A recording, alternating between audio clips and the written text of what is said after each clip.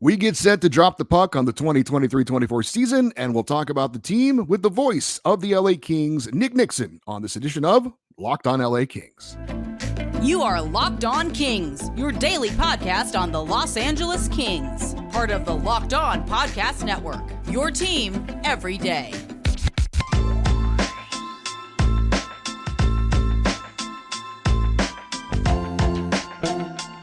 Hey, Kings fans, welcome to Locked On LA Kings, part of the Locked On Podcast Network, your team every day. Thanks for making Locked On LA Kings your first listen every day. We are free and available wherever you get your podcasts, and we're also on YouTube.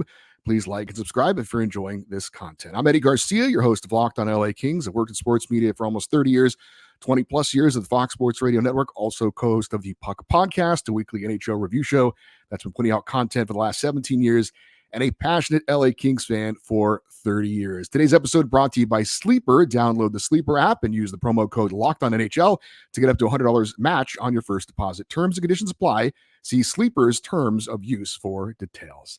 Very excited to be joined for the first time by the voice of the Los Angeles Kings. He has been the longtime radio broadcaster for the LA Kings, but now he is doing double duty. He is the great Hall of Famer, Nick Nickson, joining us right now. And Nick, thank you so much for your time, and really appreciate you joining us today. It's great to see hockey back. The Kings will open the season with a couple of home games, and as I look at the schedule here in October, they have some good tests. I think they play 5 of the top 7 teams from last season here in October. So head coach Todd McClellan and his group of mostly veteran players, they'll get a good measuring stick on where they're at for this season from the start of game number 1. And there's already some challenges for the team, which we'll talk about in a minute. But before we get started, I do want to ask you about you and your role this year with the LA Kings. A little bit different for the Kings broadcast. We have a simulcast now. You're handling the call on TV and radio. Of course, you've been the voice of the Kings on the radio for many years. And for those that have been around long enough, they might remember you are not a stranger to television as well. What is going to be different, though, about this season for you as a broadcaster? And what are you excited about with this change of the season? Well, you know, I still get excited, Eddie, with the start of every season. And that kind of gets into my blood, into my bones around August after sitting around and not doing hockey for a few months. But, you know, for me personally, I'm at the stage of my career where obviously it's winding down. I'm probably only going to do a couple of more seasons. And moving the over to TV, basically, it is a simulcast. My specific roles will be just the play-by-play. Over the years, when I predominantly did just radio night after night, I would, produce, get the interviews, do the copy for the half-hour pregame show. I take care of the intermissions. The game ends, I do the postgame show. I did the Kings talk after every home game. So it was a long night, and it's a lot of preparation. As you know, you've been in the business for a number of years. And people say, oh, before the game, a half-hour pregame. Well, that quite honestly is almost as much work, if not more, than just doing the game. So moving forward, the way the Kings have restructured things on the broadcast, I will strictly be doing the play-by-play. Now, you've obviously been a part of a lot of Kings broadcasts, and I guess in some ways, a rink is a rink and a game is a game. But you were on the call on the NHL network for the national broadcast of those 2 Global Series games in Melbourne, Australia. First ever NHL games played in the Southern Hemisphere. What was that like for you? Well, it's interesting, Eddie, because when I saw the Kings were going to play Arizona in Australia in the summer, I said, boy, I wonder if I'll have to go. And at that time, I was still planning to do the radio. Well, things changed earlier in the summer. And then I got a call about a month before we left for Australia from the Kings people. And they said the NHL wants the Kings announcers to go to Australia. So I said, okay, I'll have to plan for that long trek to start a new season. But after I got there and was there for 5 full days before the games, which were over a weekend, a Saturday and a Sunday, I really am so glad that I decided to go, or at least they invited me to go. The people in Australia are fabulous. They're outstanding sports fans. They follow the NHL. For those that watch those games, we did them right in the middle of the crowd. And before and during both games that weekend, fans in every NHL jersey imaginable would come up to us and say hello. We've listened to you on iHeart app, the Kings app, the Center Ice package. And I found out very quickly that people in Australia love sports. I mean, they love all kinds of sports. And we were fortunate. A lot of us that were traveling over there went to an Australian rules football game in front of 97,000 people. And I've seen parts of it on ESPN at 2 a.m. when I'm on the road and can't sleep. And I never understood the game. But having been there and watching the whole game, I would go again.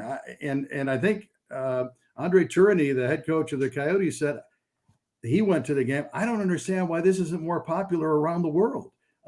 So I'm glad I went. I got to experience Melbourne, the people, the cuisine, the two games, the Australian rules football game. So, yeah, it was a great experience. And I think everybody that went, player, coach, media, they would say the same thing. And again, Nick, obviously you've been at this for several decades, and I wonder your thoughts on the NHL as far as where the game is at right now. Obviously, there have been rule changes over the years to promote more offense. You've got some smaller players like a Blake Lizotte who can now have a place in the NHL. How do you feel about where the game has come from and where it is right now? I think the game's in a great place. And I think you go back to that lockout season when we didn't play at all in 04-05. They decided to make rule changes, and it made it easier for the skilled players, no matter what their size, to succeed. And I think the bottom line is when people go see a game, they want to see the skill that these players exhibit. You have to skate, obviously, to play in the NHL. Most of the time, you've got to be a pretty good skater, obviously, but to have that hand-eye coordination and then to be able to shoot and pass the puck at full speed, all of these things, I think they help bring out or make it easier for the players to accentuate all of those skills that they have. So I think the game's in a great place. I know a few years ago, the concern was the lack of offense. Offense has gone up in our game. Teams have become more deadlier on the power play. You look at Edmonton last year, basically they scored 1 out of every 3 chances they had on the power play, 32%. Kings were 4th in the league in that regard. So the way the game is played and the ability of the skilled players to show off their skills, I think makes our game in the best place it's ever been. Now, Nick, I doubt you'll remember this, and I don't expect you to, but when the Kings were on the verge of winning their first ever Stanley Cup, I was asked if I would be interested in hosting Kings Talk after the game so you and Daryl could go down and celebrate winning the Cup. I remember that. And I was thrilled to be a part of the broadcast of a Stanley Cup champion for the LA Kings. And it was the easiest job I've ever had. It was just taking calls of people saying how happy they were. But the players obviously are the ones who physically pay the price. But for somebody like you and Bob Miller and Jim Fox, I mean, the players do come and go. You guys are the constant. You've been there for thick and thin. I just wonder, what was that moment like for you when the Kings finally won the Stanley Cup? Well, it was special because for someone like myself, I think that was my 33rd, 34th season with the Kings. Bob close to 40. Our trainer Pete Demers was with the Kings before even Bob Miller. And the three of us would joke on the plane every year when it looked like we weren't going to make the playoffs or weren't a very good team. We'd say, we're never going to see it, are we? Well, and then it came out of nowhere, right? You as a fan and the fans remember, in December, they make the coaching change. They're not sure they're even going to make the playoffs. They go on a pretty good run. They get in. They're the 8th seed, and they make history by knocking off seeds 1, 2, and 3, win 10 straight on the road, and go up 3-0 in all 4 series, stuff that we've never seen before. So I guess the way I look at that, Eddie, is it was the highlight of my Kings broadcasting career. But I think for everybody that had put so much energy and passion into following the Kings all those years, to have it evolve the way it did, it was like, this is getting better and better with each game in the playoffs. And could this happen and it did happen. So yeah, special 2012. And let's not forget 2014. Kings did things in that playoff run that have never been done before in NHL history. So I guess the lesson there is, if you don't think the Kings are going to do well in a season, just be patient. If you get in the playoffs, maybe they can do it again.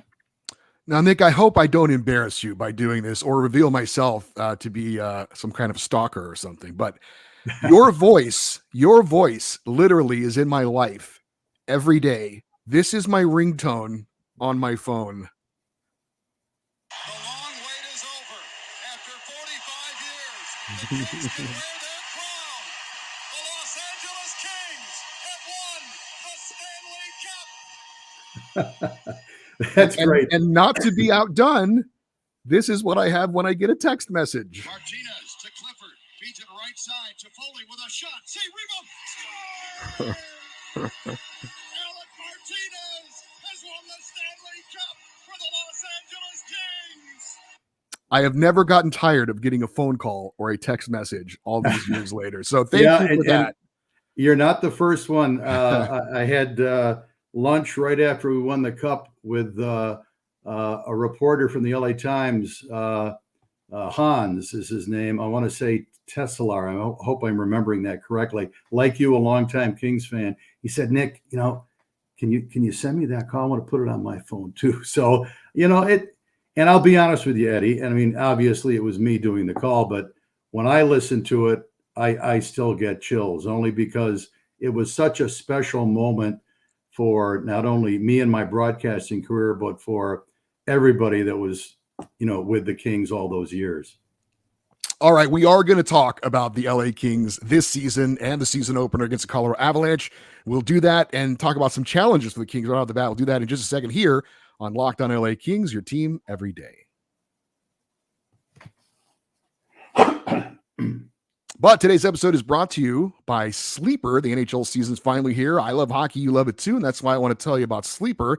It's my go-to platform for daily fantasy sports, especially daily fantasy hockey. With Sleeper, you have a chance to win 100 times your cash on daily fantasy. The NHL has never been more exciting than it is now. And fantasy players like Connor McDavid, Alexander Ovechkin, Sidney Crosby, and Cale Makar simply select more or less based on their stats, such as goals, assists, points, saves, and more. And you heard it here, Kings fans. Sleeper offers 100 times payout. So make the right pick and you could win big. Use promo code LOCKEDONNHL and you'll get up to $100 match on your first deposit. Terms and conditions apply. That's LOCKEDONNHL. See Sleeper's terms of use for details. All right, we've got more with Nick Nickson, and Nick finally going to talk a little bit about the LA Kings this year, and we haven't dropped the puck yet, but there's already some adversity. Arthur Kaliev suspended for the first two games.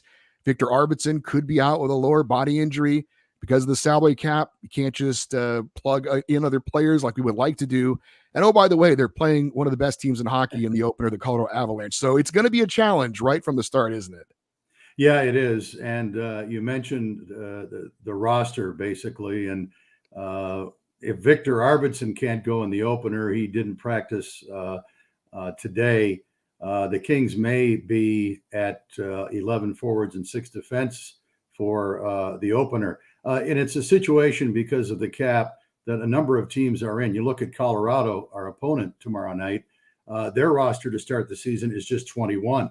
So they're just going to have one healthy body because they're up against the cap. And this, you look around the NHL, 8 or 9 teams are in this situation. So I think teams are figuring out it's better to spend money on good players and get close to the cap and take your chance. We'll see how that plays out. And, a guy like Kaliev gets sent down for a day, gets recalled tomorrow to serve game 1 of suspension. He still obviously gets paid. And even though he won't play, he's still got to be part of the roster.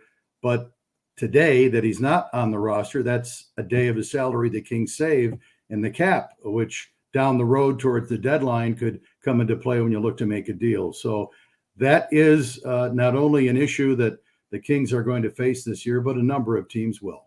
Yeah, there'll be a lot of juggling going on, perhaps the entire season, and we'll see. The Kings penalty kill is going to be in the spotlight all season long. We've talked about it a lot on this show. The team themselves have talked about it. I know Todd McClellan called it a summer project, getting that penalty kill to be a lot better than it was last year. I know you're not the analyst, but what have you seen from the PK so far? Is it still too soon to kind of tell what they're doing differently, or are there some things you've seen that you can notice a difference? Well, I think they're trying to be more aggressive up the ice with the forwards, and I think the defensemen may be approaching the way they set up once the attacking team gets in the offensive zone and where they want to take away shot attempts. I know they've done work on analytics on how teams score power play goals, and I think they're readjusting the way they approach the penalty kill based on that. Can you get a good read in the preseason?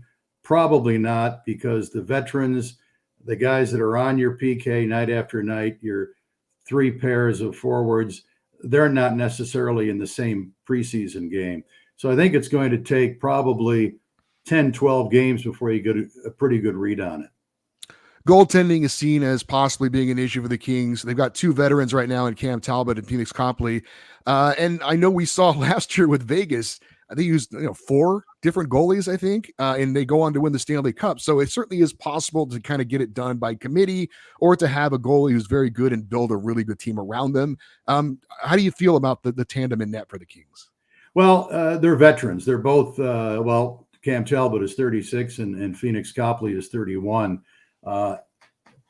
In Copley's case, he's never been a true number one for a number of years in the NHL. However, you look at what he did when he was recalled last December 1st, he basically was the goaltender, and he had an amazing record, 24, 5, and 6 or 7, I think. And heck, Vezina Trophy winners would like to have that points percentage. Cam Talbot, 400 plus NHL games. I mentioned his age.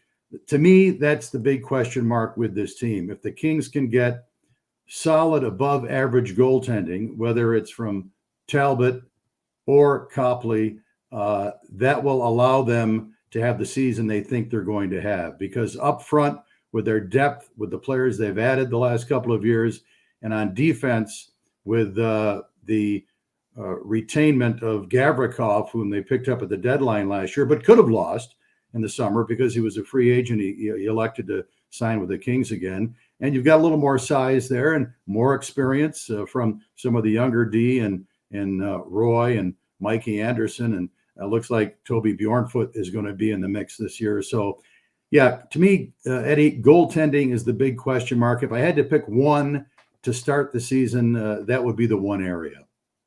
A lot of people are understandably excited about Pierre-Luc Dubois, or as you informed us in Australia, PL Dubois, he likes to be known as. The Kings have made some offseason addition every year, and now another one. And this one was a little bit surprising to me, and I think a lot of folks thought they would do something to kind of upgrade in net, but it turns out the Kings decided we're going to get a lot stronger down the middle and try and be better that way. And I know that, Vegas is still very good. They didn't do a lot in the offseason. Same thing for Edmonton, but the Kings made the big splash in the Pacific Division. Your take so far on what you've seen from Pierre Dubois? Well, he played in Australia, and then the veterans, those players that played in Australia, got like the week off, and we returned back to Southern California. And then he started to play towards the end of the preseason. And I thought he got better and better and stronger. And, he knows what he has to do to get ready for an NHL season. And I think that build up leading to the opener tomorrow night and getting more familiar with his left winger, Kevin Fiala, who's a very good offensive player. I think that could be a real dynamic line for the Kings this year. Dubois is like Andrei Kopitar. He's got size. He's got the reach. He's responsible on the defensive side of things. It'll be interesting to see how he does in the face-off circle, because that's been a strength for Kopitar. Philip Deneau as well has been good in that area. So down the middle with Dubois on board with Kopitar and Deneau, it's hard pressed to beat that 1-2-3 combination around the league, especially when you consider how efficient and how responsible all three are in their own end. Couple more minutes with the voice of the LA Kings, Nick Nickson, here on Locked on LA Kings, your team every day. But before we continue the interview, I do need to remind you that everyone should be empowered to care for themselves and their loved ones during the unexpected. That's why Jase Medical offers the Jase case. The Jase case provides 5 life-saving antibiotics for emergency use and gives you peace of mind so that you can have access to medication in an emergency. Jase Medical is simple. They handle everything from the online evaluation to licensed pharmacy medication deliveries and ongoing consultation care. Don't get caught unprepared. Get $20 off those life-saving antibiotics today from Jase Medical by using my code LOCKEDON at checkout on jasemedical.com. That's JASE medical.com.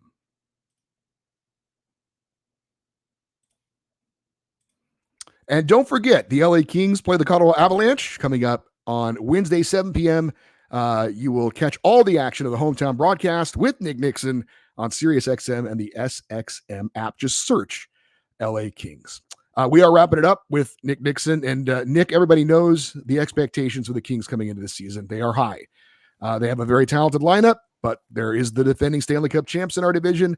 Obviously, the Oilers, who've eliminated the Kings back-to-back seasons, they should still be good as well. But despite the issues here to start the season, are you optimistic about the Kings going into this season, being a playoff team again, and finally getting a shot at advancing out of the first round for the first time in a while? Yeah, I am. I think they're deeper, more experienced up front, obviously, with the addition of Dubois. And let's not forget about Trevor Lewis coming back, who was with the team for a couple of Stanley Cups, a veteran forward whom the coaches can trust in virtually any situation. I like Gavrikov and the Kings. I think their top 4 can match up well with anybody's top 4, with Anderson paired with Doughty and Gavrikov with Roy. I go back to the goaltending, and I think it's a playoff team. I'm quite sure it will be if everybody plays to their potential. And to me, a X factor would be the improvement of some of the younger forwards. I'm talking about Quinton Byfield and Arthur Kaliyev. To start the season, of course, Kaliyev misses the first 2 games, but to start the season, both of those former draft picks will get every opportunity to be forwards that can make a contribution on a regular basis. Remember, Byfield, the first-round pick, played a lot with Kopitar and Kempe last year. Looks like he'll be there to start this year. Then you look at Kaliyev, and he's slated to play when he returns with Dubois and Fiala, 2 veteran players. So if both of those, let's not get greedy, if one of the 2 can start establishing his game and show why they were drafted where they were and become a threat offensively, that's going to speak volumes for the offense. Bottom line, it's a playoff team. Can they win the division? If they get real good goaltending, they could. And I'd like to see us not play Edmonton in the first round. I think we can all understand that. Hey, Nick, I wanted to close it out with this. We found out that former LA Kings head coach Barry Melrose was diagnosed with Parkinson's disease. When I became a real diehard Kings fan was that season when Melrose helped to guide him to that surprising run of the Stanley Cup final. I have never had the pleasure of meeting him. Seems like a great guy. I wonder if there was anything you wanted to share about Barry Melrose. Yeah, Barry is, he was fun to be around. As a matter of fact, I talked with him 2 seasons ago when he and Steve Levy did a game at Honda Center, and we were there, and I went into the booth and had a good chat with Barry. First time I had really chatted with him for any length in a number of years. A great motivator, not so much an X's and O's guys. He left that to the assistants, but he was a great motivator. The players loved playing for him. I would say he was a player's coach, and unfortunately, he's got the Parkinson's, and I think it's the right move for him retiring and focusing just on his health. And we wish him nothing but the best. The first coach in franchise history to lead the Kings to the Stanley Cup Finals. So hang in there, Barry. We're all with you. Yeah, that was certainly another magical run for the LA Kings. Came up just short, but Barry Melrose certainly in the history of the Los Angeles Kings, and we were thinking about him. I wanted to ask you about that. That is Hall of Famer Nick Nickson. Nick, when I tuned into the first preseason game in Australia and I heard you on the call, I got excited because it just felt right. So we're really looking forward to you on the call all year long. Looking forward to many great calls this season for you and the LA Kings. And thanks again for doing this. I really hope we can do it again sometime, but I really, really appreciate you giving us some of your time. It was a big thrill for me, so thank you. Well, thank you, Eddie. And appreciate the kind words. And anytime you want to talk Kings hockey, you've got my number now. So there's no excuse. Give me a call. I absolutely will. Thank you, Nick. And have a great broadcast for the season opener. Thank you. All right, that is Nick Nickson, and that was awesome. So we'll definitely have Nick on again in the show and on the show, and we're really excited about that. We're closing out the show, and I do want to share something. I'm very excited about the new season, but I'm also pretty bummed out because I'm not going to be able to attend the LA Kings season opener in person. I had been, some of you have reached out to me about wanting to meet before the game, and I love doing that. But unfortunately, I went to, you may have heard me mention this the other day. I went to a rock festival over the weekend, and I started to not feel very good yesterday. And I found out today that I have COVID, and it's the first time I got it. I had dodged the bullet for a long, long time, but so I'm going to miss the season opener in person, but I will be out there at crypto.com arena in the very near future, and looking forward to meeting you guys in person, and really thanking you in person for all the support you guys have given this show. For you everydayers, those of you that listen and watch Locked on LA Kings every day, coming up on Thursday show, obviously we'll recap the season opener against the Avalanche, and then Friday it's our weekly Kings fan feedback show, all your questions and comments on anything involving the LA Kings. We'd also love for you to stay interactive with the show on Twitter, and we are also on Instagram at Locked on LA Kings. I'm Eddie Garcia. Thanks as always for listening and watching Locked on LA Kings, part of the Locked on Podcast Network. Have a great day. We'll talk to you on Thursday. And as always, go Kings go.